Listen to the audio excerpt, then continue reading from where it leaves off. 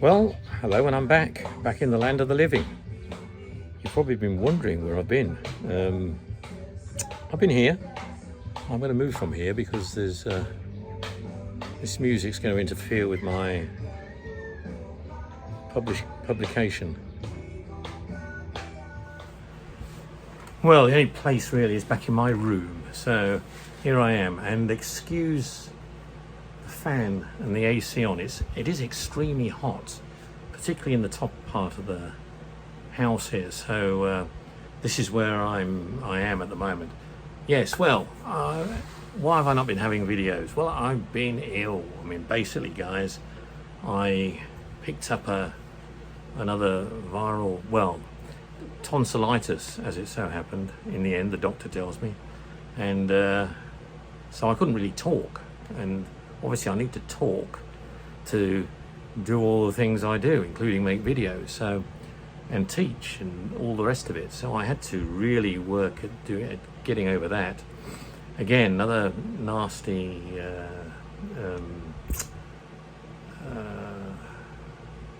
little virus which affected me.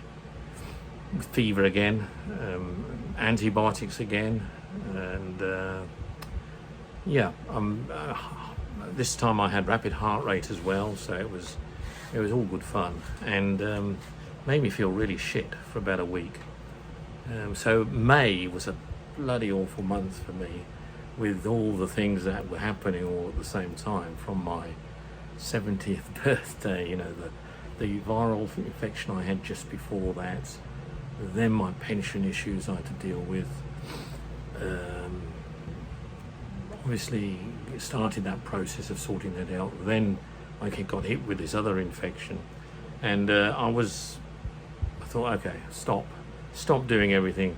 Let's get health sorted out first, which is what I was focusing on and doing. Okay, so let me get a few answers to questions out of the way, based on that last video I made, nearly 2 weeks ago now, where I talked about pensions and poverty, etc. First of all, regarding pension, and quite a lot of good stuff has come from it, learned a lot from that, sorted out that pension issue where they stopped my pension and we didn't really understand why, couldn't speak to anybody. Got it resolved, and I'll tell you how I did it. First of all, I was aware of that potential type of thing happening, like the proof of life. As it so happened, it wasn't proof of life. It became proof of life because they couldn't reach me. I had left 2 forms of contact address. They only asked for 1, but I actually gave them 2 when I updated my pension details. I gave my UK, or my sister's UK address details in the UK as far as address goes for postal information, and obviously then my address here in the Philippines, and my telephone number here in the Philippines, and email address.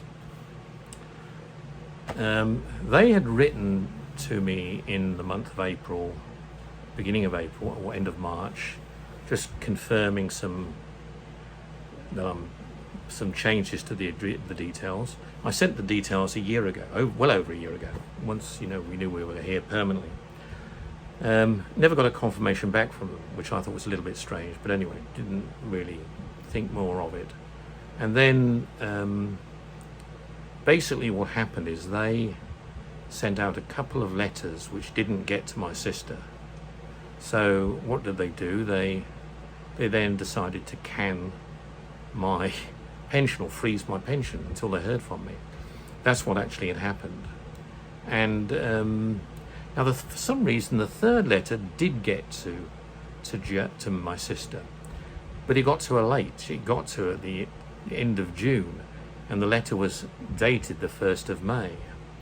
So, and my pension was due to be paid out around the 12th, 13th, that sort of time frame, which didn't happen. And that's when I first got to know about it. At that stage, Joe hadn't received anything, so there was nothing at all. I sent an email to the pension department because I couldn't get any other method of getting communication through to them. couldn't phone them easily. There was an 0800 number that I only had, and that number you hung on and hung on and hung on. And anyway, while all this was all going on, I was working and doing other things and getting ill. So that process sort of slowed it down a little bit. But then, towards the end of the month, this letter pitched up. Joe got hold of me, and on this letter it said, it just said, you know, we can't acknowledge where you are. Please, if you could acknowledge, or that's why your pension's been stopped. So, but on this letter there was an actual normal telephone number to phone international pensions.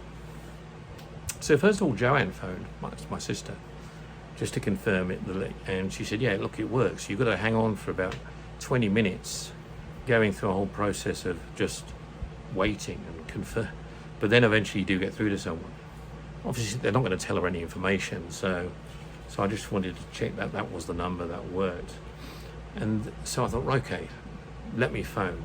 So I then searched for a company to make calling from here as economical as possible, and I found a great company called Tello. Never heard of them before. They're based out of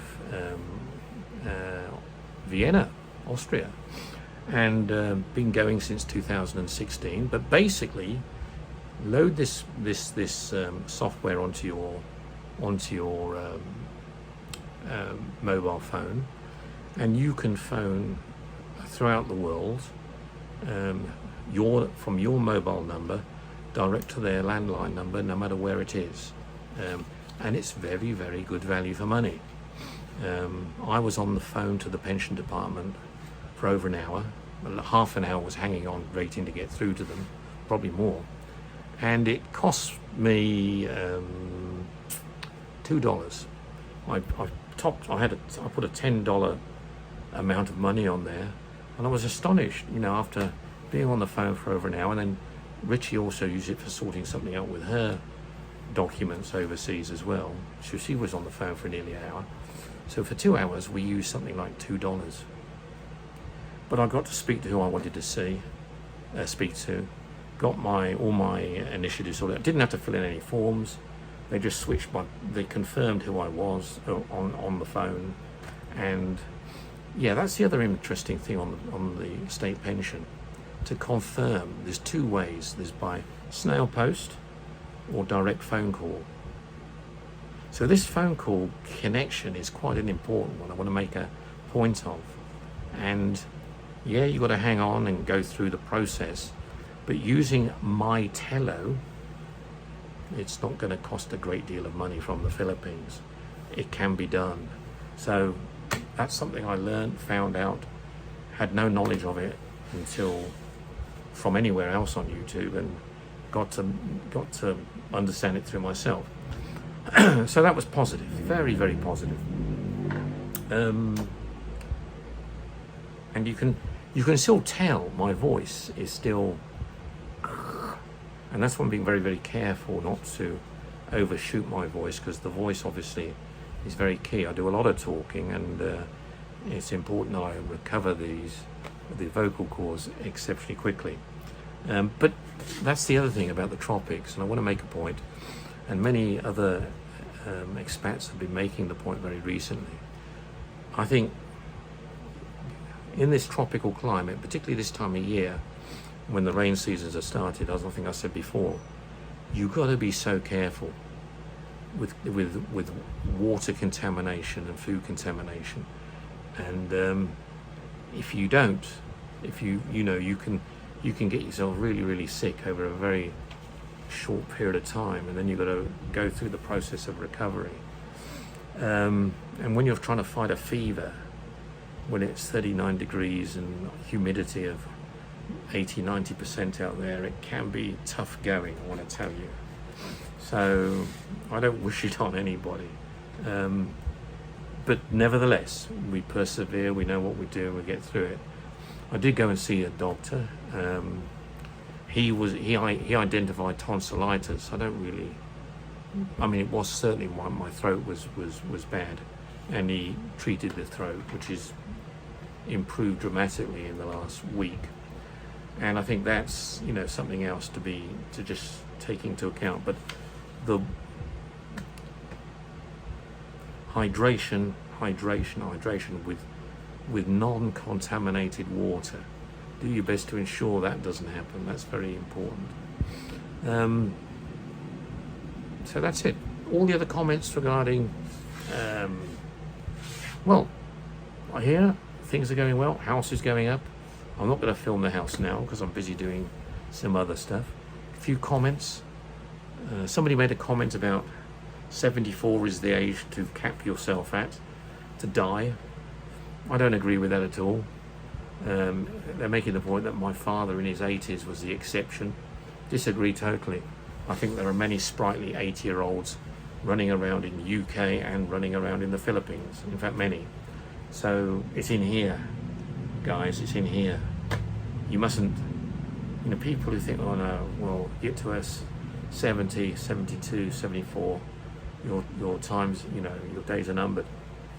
All our days are numbered, let's be clear. And we must get on and enjoy life, but deal things properly and sensibly. And that's what we got to do. Okay, I'm not going to talk anymore now, but just to let you know, I am around, and I'll be giving you more updates on the house in the coming week. Okay, and you know, really good about the pension, really good about my Tello. Guys, have a look at it. My Tello, if you don't know it already. Certainly worth looking at for your endeavours of communication when you're over here. All right, take care.